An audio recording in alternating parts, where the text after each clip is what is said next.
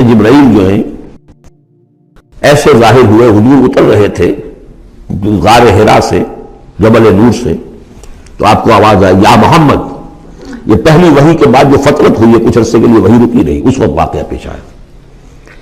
آپ نے سامنے دیکھا، پیچھے دیکھا، کوئی نہیں، نظر کوئی نہیں آیا۔ پھر تھوڑی دیر آپ چلے گئے، شاید مجھے کوئی دھوکہ لگا ہے، ایسی میں نے سنا ہے، کوئی آواز نہیں تھی۔ پھر آیا یا محمد، پھر دیکھا 2-3 مرتبہ کوئی نظر نہیں آیا، کچھ خوف سا محسوس ہوا۔ تیسری مرتبہ یا محمد، تو اچانک حضور کی نگاہ اوپر اٹھی، تو حضرت جبرائیل فرشتے کی جو اصل شکل ہے اس میں وہ تھے افق پر، اور پورا افق بھرا ہوا تھا اس سے۔ تو اصل ملک کی صورت میں حضرت جبرائیل کو حضور نے اس وقت دیکھا، اور ایک دیکھا ہے پھر عند سدرۃ المنتہا، شب معراج میں، جب ساتھ آئے ہیں لے جانے کے لیے انسانی شکل میں تھے۔ وہ سواری بھی ایسی تھی جس کو کہ براق کہا جاتا ہے، وہ بھی محسوس شے تھی، لیکن یہ کہ جہاں انہوں نے کہا 7ویں آسمان پہ جا کر کہ بس اب آگے میری گنجا، اب آگے آپ کو اکیلے جانا ہے، اس سے آگے اگر میں گزرا میرے پر جل جائیں گے، بے سوز تجلا بے سوز پرم، اگر یکسر منہ برتر پرم، اگر میں نے اب اس سے آگے ایک بال برابر بھی میں آگے بڑھا تو میرے پر جل جائیں گے، اب آگے آپ کا کام۔ اس وقت بھی وہ ان کی اصل شکل میں ظاہر ہوئی، حضرت جبرائیل علیہ السلام۔ یہ بات اس لیے ضروری ہے کہ جیسے محدثین جو ہیں وہ اس کی تحقیق کرتے ہیں کہ حضور سے کس نے سنا، اس سے جو روایت کر رہا ہے کہ میں نے اس صحابی سے سنا جو تابعی ہے، آیا ان کی ملاقات بھی ثابت ہے کہ نہیں؟ تابعین کے طبقے کا ایک شخص وہ ہے کہ جس کی عمر ابھی 6 برس کی تھی کہ وہ صحابی فوت بھی ہو گئے، اور وہ کہہ رہا ہے میں نے ان سے سنا، تو پھر وہ حدیث جو ہے محدثین اس کو قبول نہیں کریں گے۔ وہ دیکھتے ہیں کہ لنک جو ہے مضبوط ہونا چاہیے۔ روایت ہے ان فلاں ان فلاں ان فلاں، حضور سے فلاں صحابی نے سنا، اس نے سنا، اس تابعی نے سنا، یہ لنک جو ہے یہ ملاقات ثابت ہونی چاہیے۔ تو چونکہ جو حدیث اللہ ہے، یہ قرآن کیا ہے؟ حدیث اللہ، یہ حدیث ہے، احسن الحدیث اللہ الذی انزل احسن الحدیث کتابا متشابہا مثانیہ، یہ ہم پڑھ چکے ہیں سورہ زمر میں۔ اس حدیث کا یہ حدیث اللہ سے کس نے سنا؟ جبرائیل نے۔ جبرائیل سے کس نے سنا؟ محمد نے۔ تو ان کی ملاقات ثابت ہے۔ اصل ملکی شکل میں حضرت جبرائیل کا دیکھا جانا اس اعتبار سے بہت اہم ہے، اس لنک کو اسٹیبلش کرنے کے لیے اس کو یہاں پہ بیان کیا جا رہا ہے۔ ما ضل صاحبکم وما غوا، تمہارے یہ ساتھی ہے لوگوں، یہ محمد نہ بہکے ہیں اور نہ بے راہ ہوئے ہیں، نہ بھٹکے ہیں۔ وما ينطق عن الهوى، اور یہ جو کچھ کہہ رہے ہیں اپنے جی سے نہیں کہہ رہے، خواہش نفس سے نہیں کہہ رہے۔ ان هو الا وحی یوحی، نہیں ہے یہ مگر وحی جو ان کی طرف کی جا رہی ہے۔ علمہ شدید القوی، انہیں تعلیم دی ہے، سکھایا ہے اس نے جو بہت طاقت والا ہے۔ یہاں حضرت جبرائیل ہے جو مراد ہے۔ علمہ شدید القوی، یہ قرآن کس نے سکھایا محمد کو؟ شدید القوی، ذو مرۃ، وہ بڑا زور آور ہے، فاستوی، وہ سیدھا ہوا، وہو بالافق الاعلی، اور افق اعلیٰ کے اوپر وہ محمد کو نظر آ رہا تھا صلی اللہ علیہ وسلم۔ ثم دنا فتدلی، پھر ذرا نیچے کو لٹکا، قریب آیا، فکان قاب قوسین او ادنی، اور پھر وہ اتنے قریب آ گیا کہ جیسے 2 کمانوں کا فاصلہ ہو یا اس سے بھی قریب۔ فَأَوْحَىٰ إِلَىٰ عَبْدِهِ مَا أَوْحَىٰ، پھر اس نے وحی کی اللہ کے بندے کی طرف جو وحی کی۔ وہ وحی کون سی تھی؟ وہ ہے اصل میں وحی رسالت، وحی نبوت جو تھی وہ تو شروع میں آ چکی، اس کے بعد یہ فترت ہو گئی تھی، کچھ وقفہ پڑ گیا تھا۔ شروع میں وحی جس سے کہ حضور کی نبوت کا ظہور ہوا ہے وہ تو ہے اقرأ بسم ربک الذی خلق، خلق الانسان من علق، اقرأ وربک الاکرم الذی علم بالقلم، علم الانسان ما لم یعلم۔ لیکن اب یہ سورہ مدثر کی آیات اس وقت نازل ہوئیں، یا ایھا المدثر، جب حضور گھر آ گئے اور پھر آپ نے اپنی اہلیہ سے کہا، خوف زدہ تھے جو کہ منظر دیکھا تھا، ملک کی شکل، فرشتے کی شکل، اب وہ تو حضوری نے دیکھا جو دیکھا، ہم تو نہیں سمجھ سکتے کہ آپ نے کیا دیکھا، لیکن یہ کہ اس کے بعد آپ آئے، آپ نے کہا مجھے کمبل اڑا دو، لحاف اڑا دو، لحاف اوڑھ کر آپ لیٹ گئے، تو پھر وہ وہی یا ایھا المدثر قم فانذر وربک فکبر، اے لحاف میں لپٹ کر لیٹنے والے کھڑے ہو جاؤ اور خبردار کرنا شروع کر دو لوگوں کو۔ اور تمہاری اس دعوت کا نقطۂ آغاز تو انذار ہے، اور اس کا ہدف دنیا میں تکبیر رب ہے، رب کو بڑا کرو، اس کی بڑائی منواؤ، اس کی بڑائی نافذ کرو، اس کا نقشہ کھینچا گیا ہے۔ علمہ شدید القویٰ ذو مرۃ فاستویٰ وہو بالافق الاعلیٰ ثم دنا فتدلی فکان قاب قوسین او ادنیٰ فاوحیٰ الی عبدہ ما اوحیٰ ما کذب الفؤاد ما رأیٰ۔ جو کچھ انہوں نے دیکھا ان کے دل و دماغ نے اسے جھٹلایا نہیں، یہ نہیں کہا کہ نہیں یہ کیا ہے۔ دیکھیے ایسا ہوتا ہے کہ کوئی غیر معمولی سی بات آپ دیکھیں تو ایک شخص ہو جاتا ہے میں خواب دیکھ رہا ہوں یا حقیقت دیکھ رہا ہوں۔ آنچی نہیں دیرے میں بیداری استجارم یا بے خواب، اے اللہ جو میں دیکھ رہا ہوں، جو ہم دیکھ رہے ہیں یہ بیداری میں دیکھ رہے ہیں، یہ خواب میں دیکھ رہے ہیں، وہ غیر متوقع چیز۔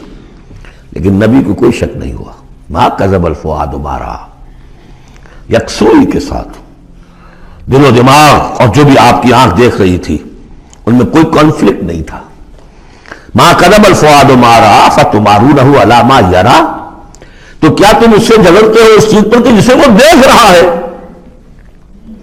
اقبال نے کہا نا کہ قلندر ہرچے گوید دی نہ گوید، جو شخص اپنا دیکھی ہوئی چیز بیان کر رہا ہے تم اس سے جھگڑ رہے ہو، تمہارے لیے تو وہ ایک غیب کی خبر ہے، اس نے تو دیکھا ہے۔ افتمارونہ علی ما یریٰ وَلَقَدْ رَآهُ نَزْلَةً أُخْرَىٰ، اس نے تو ایک مرتبہ اور بھی دیکھا۔ کہاں دیکھا؟ عند سدرۃ المنتہیٰ، شب معراج میں سدرۃ المنتہیٰ۔ کوئی بیری کا درخت ہے، وہ کیسی بیری ہے؟ ساتویں آسمان کی بیری، وہ آخری حد ہے، مخلوق کوئی اس سے آگے نہیں جا سکتی۔ اس سدرۃ المنتہیٰ، منتہا نہایت، حد، جہاں کی حد ہو گئی، وہاں تک حضور پہنچے ہیں، سدرۃ المنتہیٰ تک۔ اندہا جنت الماوا، اور سب سے اونچی جو جنت ہوگی جنت الماوا، وہ اس کے قریب ہی ہے، وہ بھی ساتویں آسمان پر ہے۔ یہ تو درجہ بدرجہ ترقی ہوتی جائے گی نا، پہلی ضیافت جو ہے، پہلی نزل جو ہے وہ تو اسی زمین پر ہو جائے گی، پھر جو ترقی ہوگی اپنے اپنے مدارج، اپنے اپنے مراتب، اپنے اپنے مقامات، اپنے اپنے ایمان کی گہرائی، اپنے اپنے اعمال صالحہ، اپنا اپنا انفاق مال و جان، اس کے حوالے سے درجے ہوں گے۔ اندہا جنت الماوا اذ یغشی السدرۃ ما یغشی، جبکہ ڈھانپے ہوئے تھا اس بیری کو جو ڈھانپے ہوئے تھا۔ اب تمہیں کیا بتائیں کیا ڈھانپے ہوئے تھا، تم نہیں سمجھ سکتے۔ دیکھیے کس طریقے سے اذ یغشی السدرۃ، کوئی انوار الہیہ کا کوئی ایسا نزول ہے وہاں جو زبان سے ادا نہیں ہو سکتا، کوئی الفاظ نہیں ہے کہ جو ان کی تعبیر کر سکے، اس پر انوار الہیہ کا کوئی نزول ہے۔ اذ یغشی السدرۃ ما یغشی، جبکہ چھایا ہوا تھا اس بیری کے اوپر جو چھایا ہوا تھا، جبکہ ڈھانپا ہوا تھا اس بیری کو جس میں ڈھانکا ہوا تھا۔ ما زاغ البصر وما طغیٰ، نبی کی آنکھ اس وقت نہ کج ہوئی نہ حد سے بڑھی۔ یہ دو انتہائیں ہوتی ہیں، ایک تو یہ کہ آپ کسی انٹینس لائٹ کو فیس نہ کر سکے تو نگاہ ہٹائیں گے، آپ یہ جھپک لیں گے، فیس نہیں کر سکتے اگر آپ میں ہمت نہیں، استعداد نہیں ہے۔ نبی کا ظرف اتنا تھا کہ ان انوار الہیہ کا براہ راست مشاہدہ کیا ہے، اور نگاہ آپ کو ادھر ادھر کرنے کی ضرورت پیش نہیں آئی۔ لیکن طغیٰ ایک حد ادب بھی ہوتا ہے جس سے آگے انسان کو نہیں جانا چاہیے۔ نگاہ جو ہے اس نے بے ادبی کی روش بھی اختیار نہ کی۔ علامہ اقبال نے، واقعہ یہ کہ اس آیت کو میں نے سمجھا علامہ اقبال کے ایک شعر سے، اور اکثر و بیشتر لوگ نہیں سمجھ سکے اس آیت کو۔ ذوق و شوق کے نام سے جو ان کی نظم ہے بال جبریل میں، وہ میرے نزدیک ان کے شاعرانہ جو ان کی استعداد ہے اس میں بلند ترین نظم ہے وہ، جہاں تک پیغام ان کا جو ہے امت مسلمہ کے لیے، اس کے لیے ابلیس کی مجلس شورا، وہ کلائمیکس ہے، اور وہ ہے بھی ان کے آخری زمانے کی نظم ہے، سن 36 میں انہوں نے کہی ہے۔ اس کے بعد تو بیماری اتنے رہے ہیں، بہت کم اشعار کہے، لیکن اس میں ذوق و شوق میں ایک شعر ہے، عین وصال میں مجھے حوصلہ نظر نہ تھا، عین وصال میں مجھے حوصلہ نظر نہ تھا، گرچہ بہانہ جو رہی میری نگاہ بے ادب، میری نگاہ بے ادب بہانہ تلاش کرتی رہی کہ میں مشاہدہ براہ راست کروں، حالانکہ عین وصال ہے اس وقت، لیکن یہ کہ میرے اندر حوصلہ نہ تھا کہ میں حسن کا براہ راست مشاہدہ کر سکوں۔ عین وصال میں مجھے حوصلہ نظر نہ تھا، گرچہ بہانہ جو رہی میری نگاہ بے ادب۔ یہاں ان دونوں چیزوں کے برعکس بات ہے جو اقبال اپنے بارے میں کہہ رہا ہے۔ میں تو بے ادب بھی ہوں، اور میں تو چاہتا تھا کسی طریقے سے حد ادب سے تجاوز کر کے دیکھوں، لیکن میرے اندر تو حوصلہ نہیں تھا۔ محمد میں وہ حوصلہ تھا، دیکھا ہے، براہ راست دیکھا ہے، نگاہ جما کر دیکھا ہے، لیکن ایک حد سے تجاوز نہیں کیا، حد ادب کے اندر رہے۔ ما زاغ البصر وما طغى لقد رأى من آیات ربہ الکبریٰ، دیکھا انہوں نے اپنے رب کی عظیم ترین آیات کو۔ اب وہاں جا کر جو مشاہدہ ہوا ہے وہ تو اللہ کی عظیم ترین آیات کا ہے، اور اسی سے در حقیقت دلیل ہے ام المومنین حضرت عائشہ صدیقہ رضی اللہ تعالی عنہ اور حضرت عمر رضی اللہ تعالی عنہ کا جو قول ہے۔ شب معراج میں بھی حضور نے اللہ کو نہیں دیکھا، اللہ کی عظیم ترین آیات کو دیکھا ہے، جو تجلی تھی اس وقت اللہ کی۔ حضرت عائشہ صدیقہ کا کہنا تو یہ کہ نور لا یرا، وہ نور ہے، دیکھے کیسے جا سکتا ہے۔ بہرحال وہاں بھی قرآن جو کہہ رہا ہے وہ یہ نہیں کہہ رہا ہے کہ اللہ کو دیکھا، نہیں۔